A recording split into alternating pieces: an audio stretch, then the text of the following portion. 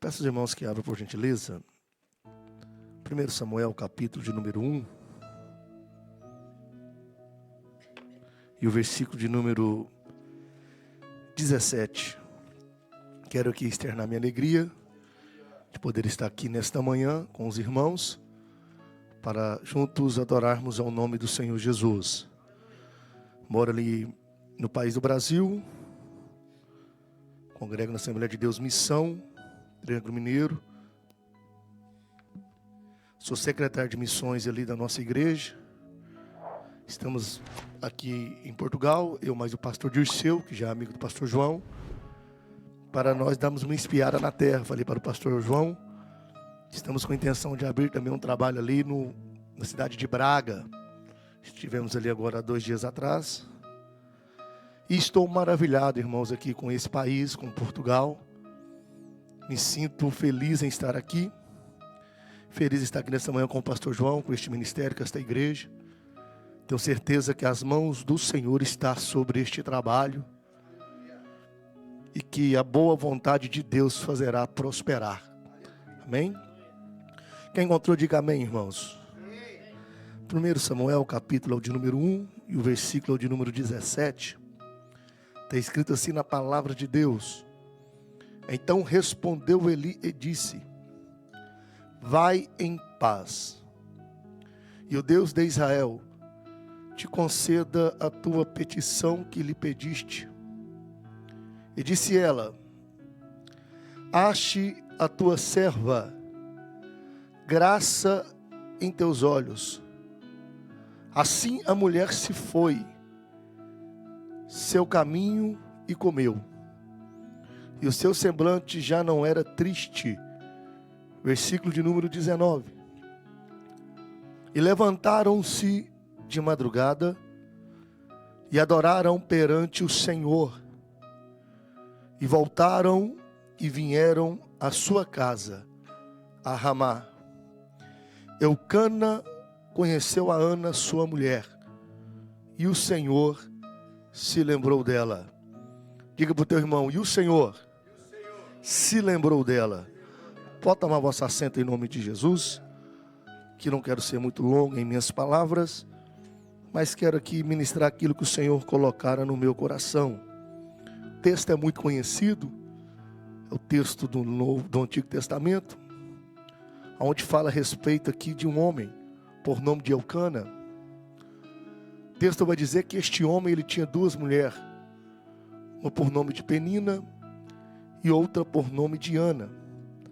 Este homem era um homem religioso, era um homem que cumpria ao pé da letra aquilo que foi constituído ali para o povo de Israel.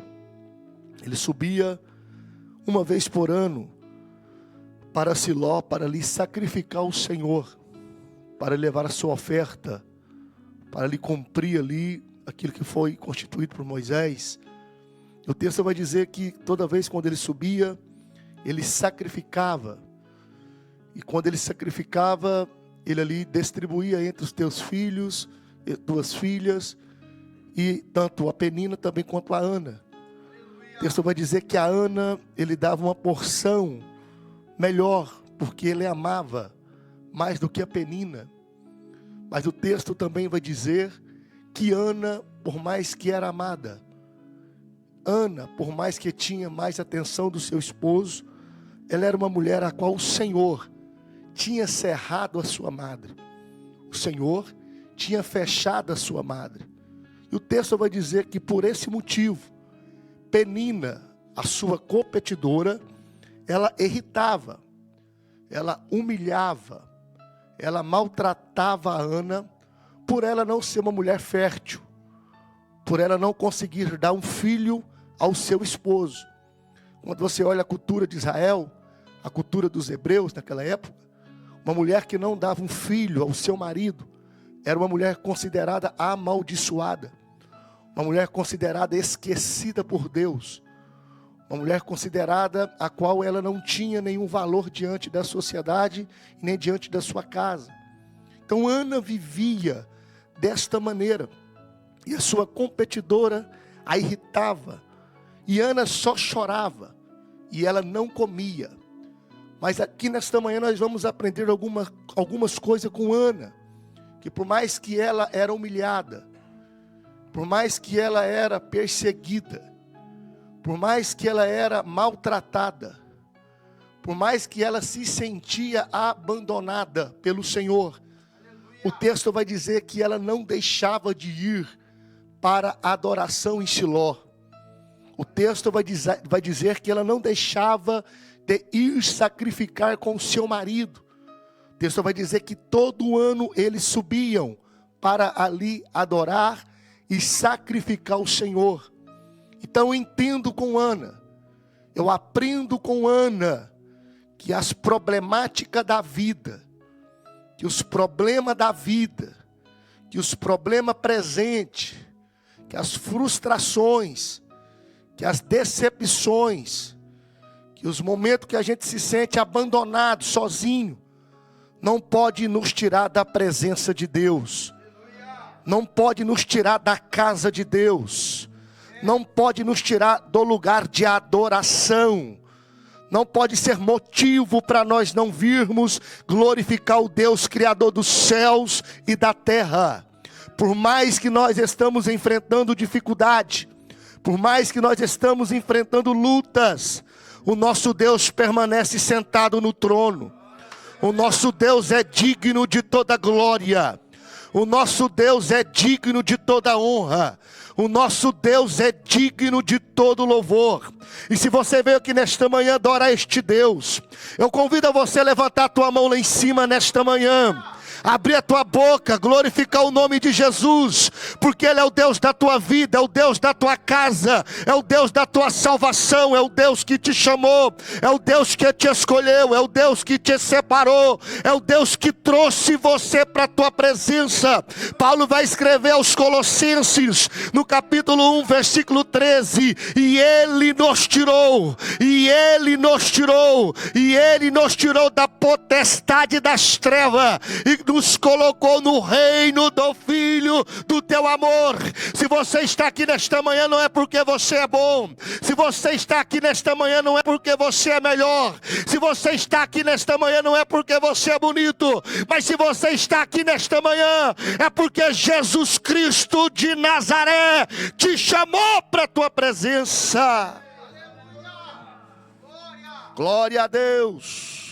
E o texto vai dizer que Ana vivia esses impasses, mas Ana não desistia de ir para a casa do Senhor, adorar e orar, porque eu quero aqui nesta manhã conjecturar que Ana bem sabia o Deus a qual servia, que Ana bem sabia o Deus de seus pais, que Ana bem sabia o Deus da história do povo hebreu, porque uma coisa é estar enfrentando uma dificuldade, uma coisa é estar passando por uma luta, uma coisa é estar passando por um problema, e outra coisa é você saber e conhecer o Deus que você serve.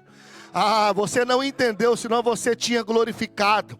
Uma coisa é estar passando por luta, por dificuldade. Uma coisa é estar passando, irmãos, por algumas problemáticas da vida. E outra coisa é conhecer o Deus que nós serve. Porque quando você conhece o Deus que você serve, você sabe que tudo isso vai passar e o nome dele vai ser glorificado. Você sabe que tudo isso é um momento, tudo isso é passageiro, tudo isso é momentâneo, e a glória de Deus há de se revelar, e o nome dele vai ser glorificado em nossas vidas. E Ana estava passando, Ana estava vivendo.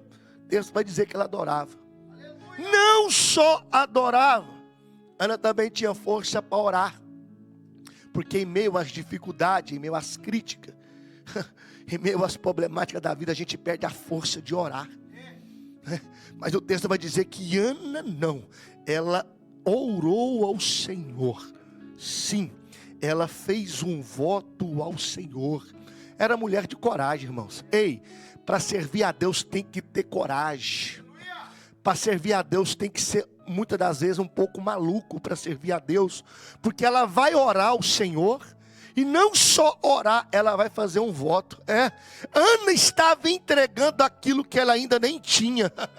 Você não entendeu? Ana estava entregando aquilo que ela ainda não tinha, mas ela cria, ela sabia o Deus a qual ela servia. Assim é na nossa vida. Quando a gente sabe o Deus e conhece o Deus que a gente servimos, ainda que não se materializou, ainda que não existiu, ainda que não é palpável, mas nós já vamos preparando o culto de ação de graça, porque nós sabemos que aquele que prometeu é fiel para cumprir a promessa na nossa vida.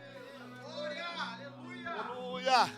E o texto vai dizer que ela orou ao Senhor, chorou abundantemente e voltou um voto dizendo: Senhor dos exércitos, se benignamente atentares para a aflição da tua serva e de mim te lembrares, e da tua serva não te esqueceres, mas a tua serva deres um filho varão, ao Senhor o darei por todos os dias da sua vida, e sobre a sua cabeça não passará navalha. Então Ana ora, Ana clama, Ana faz um voto, entregando aquilo que ela tanto sonhava. O melhor que Deus ia dar para Ana, ela ia devolver na casa do Senhor. Ana não tinha um filho, mas é quando Deus desce, ela ia devolver na casa do Senhor. Amém, irmãos? Quem está entendendo, diga glória a Deus. E ela ali orando, perseverando, porque, irmãos, na caminhada de cristão, a gente tem que perseverar. Perseverar, irmãos. Não é que a Bíblia vai dizer, mas aquele que perseverar até o fim. O que a palavra perseverar significa? É ser constante, é continuar. Em meio a tudo você continuar. Em meio a tudo você romper. Em meio a tudo você prosseguir, perseverar. Como foi dito aqui, nós não somos perfeitos, a gente somos seres humanos, cheio de falhas, cheio de problema, cheio de mania. Mas nós temos que perseverar dentro da promessa que nos foi feita. E eu quero aqui nesta manhã dizer para alguém que me ouve aqui neste culto: o Senhor manda tu perseverar. O Senhor manda você avançar. O Senhor manda você prosseguir. O Senhor manda você levantar a tua cabeça. O Senhor manda você bater a poeira. O Senhor manda você firmar os seus pés e caminhar na presença dEle perseverando. Não é momento de parar, não é momento de desistir, não é momento de jogar a toalha branca, não é momento de retroceder. O Senhor está dizendo: persevera na minha presença. Só quem está entendendo esta palavra, persevera. Estou vendo lágrimas lá atrás. Persevera na minha presença. Você chegou aqui nesta manhã dizendo que não aguentaria, que não suportaria, que não daria mais conta, que estava querendo desistir da promessa. Mas Deus está dizendo aqui nesta manhã: persevera na minha presença, caminha na minha presença, que eu te pego pela mão nesta manhã e te digo: não temas, eu sou contigo. Só quem crê nesta palavra, levante a tua mão, abre a tua boca e glorifica o nome de Jesus. E Ana persevera, Ana ora, e Eli faz menção para a tua oração. Eli a tem como embriagada, mas Ana está só derramando na presença do Senhor a amargura da tua alma. Se tem um lugar que crente tem que aprender a chorar, é na presença de Deus.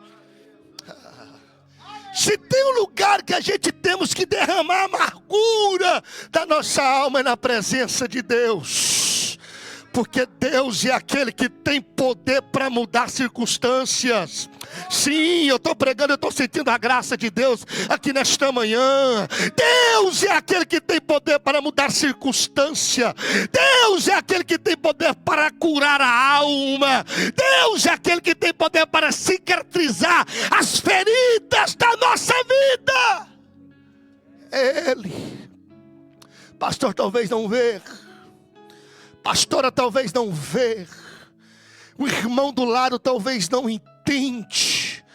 É desse jeito, mas o Senhor nos vê. O Senhor nos compreende, o Senhor nos entende. E nesta manhã, quando eu cheguei aqui, pastor João, eu senti algo de Deus. Nesta manhã Deus está tratando, Deus está curando, Deus está cicatrizando aqui nesta manhã feridas que estavam abertas, almas que estão feridas, vidas que precisam ser restauradas aqui nesta manhã. Em vez de guerra, em vez de batalha, em vez de luta, mas nesta manhã o Senhor te vê. Só quem é visto por Deus nesta manhã, só quem entende que Deus está nesta casa, glorifica o nome de Jesus.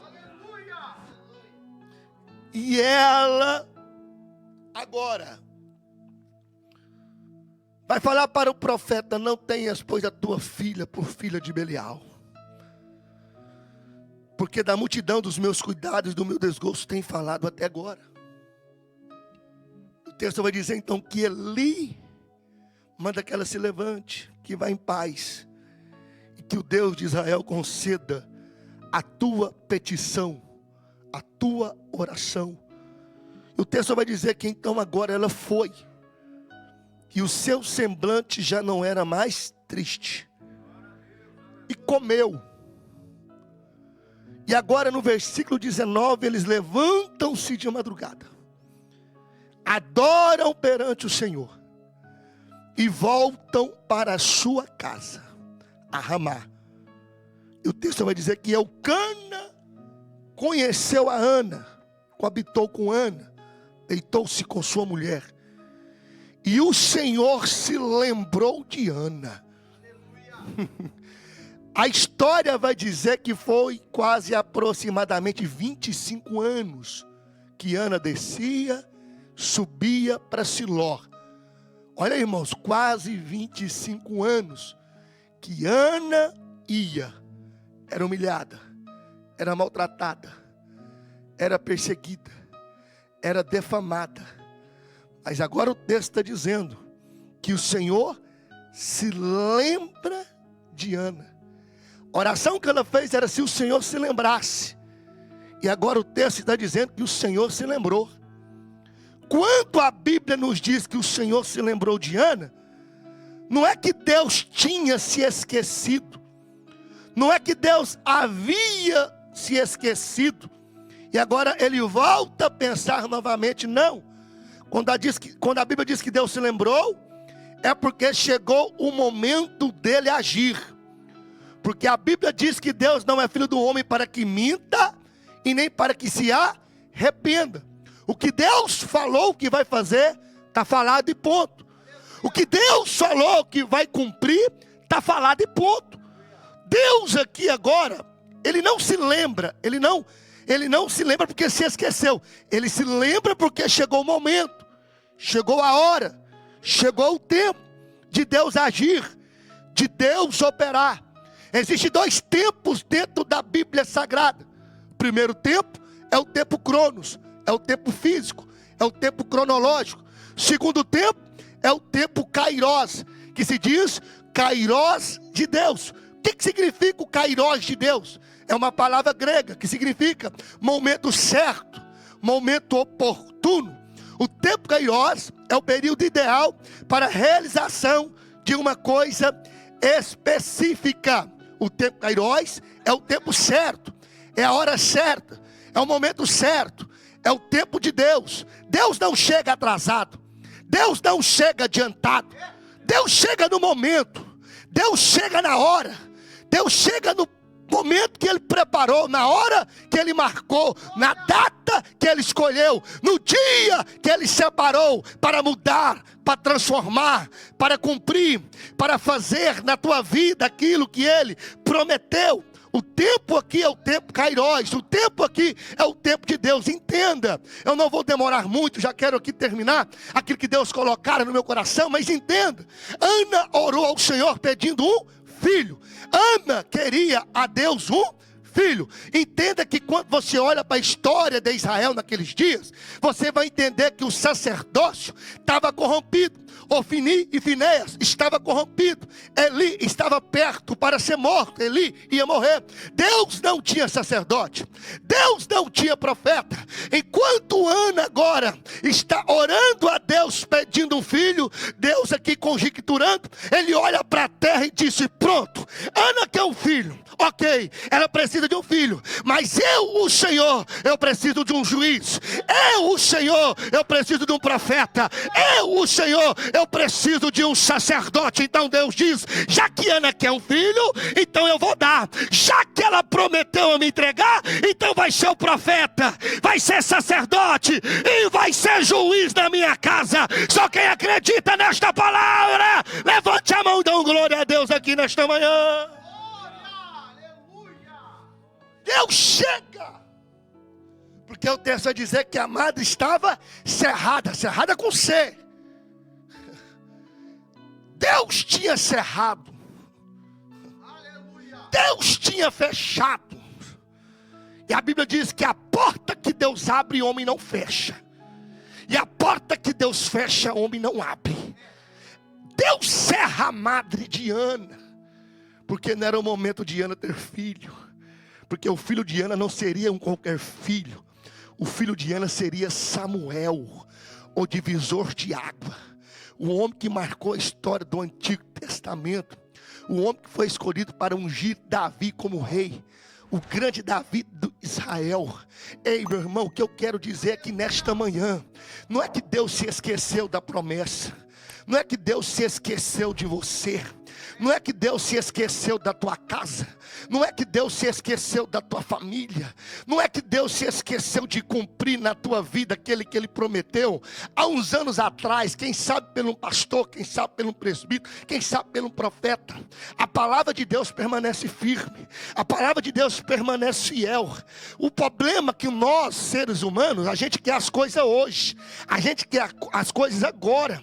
A gente é imediativismo. A gente quer agora que as coisas aconteçam. Mas fica tranquilo, por mais que Deus não está dando sinais, Deus está trabalhando em teu favor. Deus está trabalhando em favor da tua casa. Deus está trabalhando em favor da tua família. Pastor, Deus está trabalhando em favor do teu ministério. Qual é o nome da tua esposa, pastor? Por gentileza. Daniela, Deus manda dizer para você nesta manhã que Ele não te esqueceu, que Ele não te abandonou, que Ele não esqueceu as promessas que Ele tem na tua vida, na vida do teu marido. Por mais que você não está vendo, contemplando, é porque não chegou o momento de Deus agir. Mas permaneça firme na oração, permaneça firme perseverando na presença do grande, porque no tempo certo, na hora certa, o que Deus tem para fazer na vida de vocês vai acontecer. Não vai ter inferno, não vai ter potestade, não vai ter invejoso, não vai ter mentiroso, não vai ter caluniador, não vai ter ninguém que poderá parar o que Deus prometeu para a vida de vocês. E se a igreja crê nesta manhã, levante a mão para glorificar o nome de Jesus. E Deus chegou no momento certo da história. Vamos falar aqui alguns versículos, Gênesis capítulo 8, versículo 1. E lembrou-se Deus de Noé, e de todo animal, e de todas as reis que com ele estava na arca. E Deus fez passar um vento, e aquietaram-se as águas. E aconteceu, Gênesis 19, 29. E aconteceu que, destruindo Deus as cidades da campina, Deus se lembrou de quem? De Abraão. E tirou quem? E tirou Ló do meio da destruição, derrubando aquelas cidades de Ló habitava.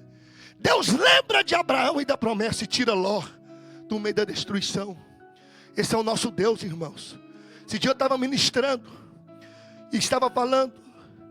Tem hora que a gente acha que não, mas a nossa casa, a nossa parentela, aquele que a gente ama, Deus se lembra por causa da nossa fé.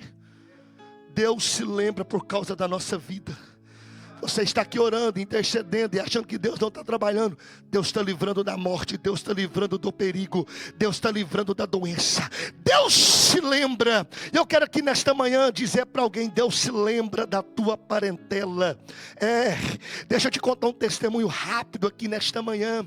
Só eu sou crente na minha parentela. Eu, a minha esposa e os meus 2 filhos. Tem 17 anos que eu sirvo a Deus. 17 anos que Ele me alcançou. O Deus o que eu sirvo me tirou do tráfico de droga. O Deus a qual eu sirvo me tirou da criminalidade. O Deus a qual eu sirvo me tirou das drogas.